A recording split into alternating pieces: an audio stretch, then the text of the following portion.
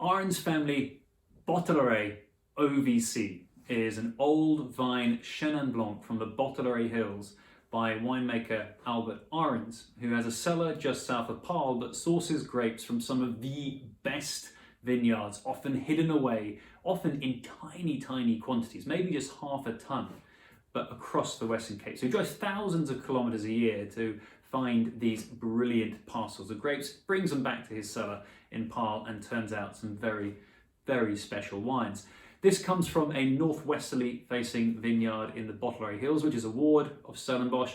Of the 3 OVC, Old Vine Chenin wines that Albert makes, also in Swartland and in Paarl, this is probably the cooler, more moderate of the climates. But it's also very, very dry, and it's from 2 plots. One planted as long ago as 1947. It's one of the oldest blocks of Chenin Blanc in the country.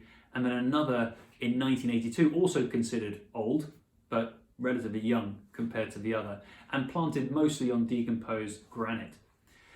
The grapes are picked across 3 passages, so you're getting slightly underripe, nice and ripe, and then slightly overripe, all brought together with exceptional skill to marry the different sweetnesses and acidities to craft something that is really, really full and luscious, but with an undercurrent of minerality, a little bit of spice, and finishes dry. So it's a little bit redolent of the wines of Vouvray, not in a sweet sense or an off-dry sense, but it's got that fullness of Chenin that is often prevalent in the wines of Vouvray.